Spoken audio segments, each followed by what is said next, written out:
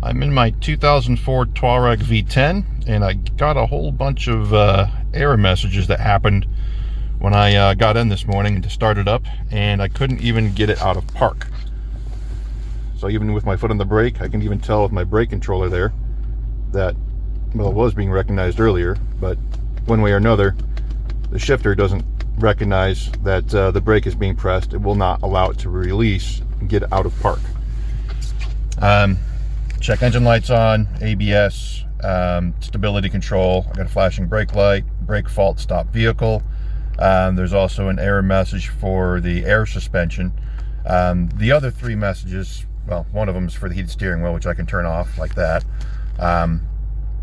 It's just brake pad warning, which has been on for a while because I don't have any sensors installed in the front right now. And then the TPMS system I manually turned off because I have a sensor that's going bad and I was just tired of it bitching at me. So those two errors you can ignore.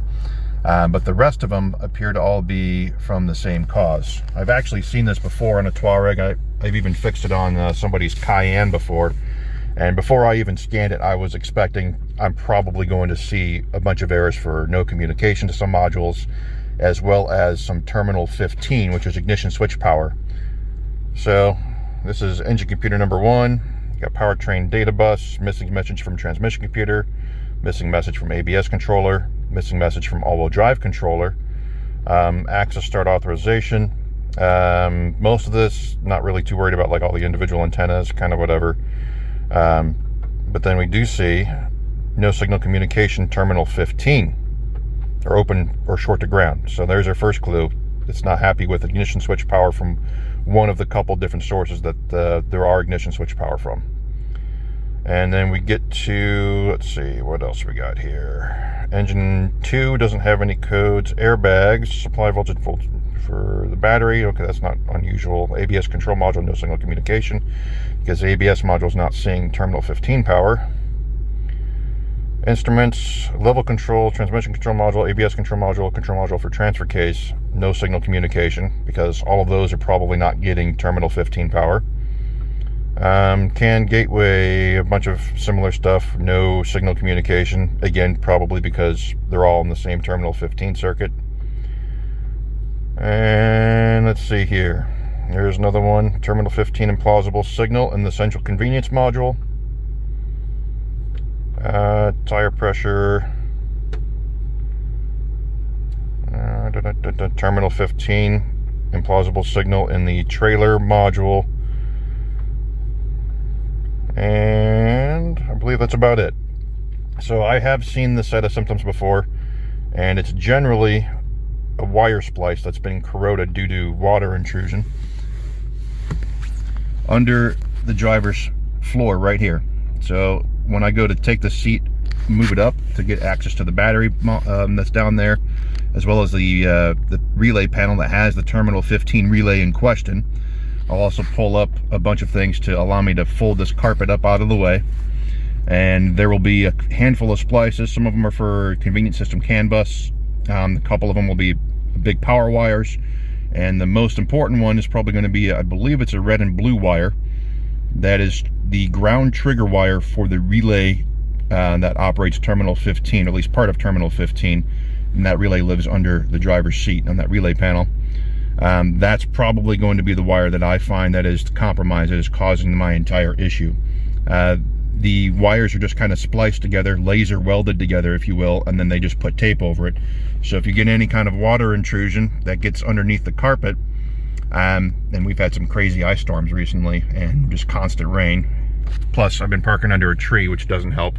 So I'm sure my cowl area is probably just totally filled with pine needles and all kinds of other stuff lately.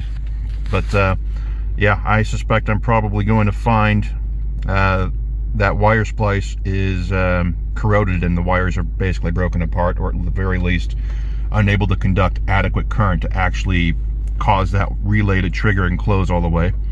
I actually have fixed this on a Cayenne once, where it was the other wire. It was a power wire that triggers that relay, and that wire didn't even have a splice under the carpet, but there was a compromise in the insulation in one tiny spot on that wire, and it caused that wire to corrode from the inside and I had a pretty good voltage drop. Instead of being 12 volts on the trigger wire to the relay, it was only 9 volts. So it was very intermittent, that car, where sometimes it would work and sometimes it would drop out, and then you couldn't get it out of park or couldn't drive anywhere. So as soon as I get a break in the weather, I'll be having to take the driver's seat up,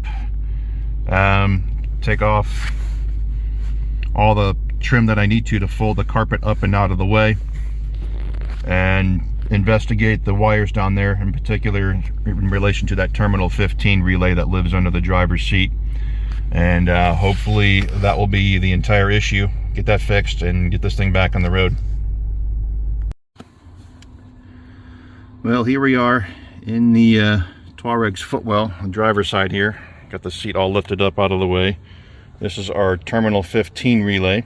That is the one in question that is no longer coming on because its ground trigger wire is broken.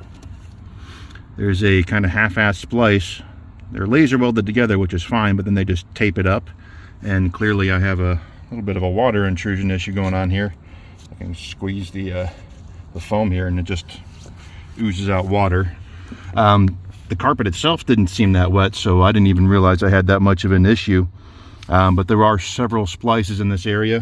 I'm not even sure what they all do off the top of my head, but there's a red wire with the yellow stripe that's separate. There's a couple convenient system CAN bus wires here. There's some bigger power wires. They're all put together the same way, just laser welded together and then taped up. But obviously that tape is not adequate insulation for any kind of water intrusion to the cabin. So you get water in here and you don't realize it, and then they start to corrode these splices under the driver's side carpet, and then you start having issues. But fortunately this wasn't that hard to get to. There's a trim panel here. You just have to pry off a couple of screws, T25s. You can pry this up out of the way. The panel here comes out, just pops off once you've removed the hood release lever. If you pry, kind of hard to do this with two hands here, but you got to pry this clip off, pry it outwards, and then this will pull straight off the peg that's here. And then you can pry off that panel that's behind it, and then you can yank up the carpet and fold it out of the way, and then you have access to all of this. Obviously I cut a little bit of the tape and then unwrapped it to get at it, but yeah, that's going to be my issue. That red with brown stripe, or no, brown wire with red stripe, I think that's what it is. That's got to be my ground trigger wire for the terminal 15 relay. I'm going to go ahead and just butt splice them together with some heat shrink, and that should at least seal that up.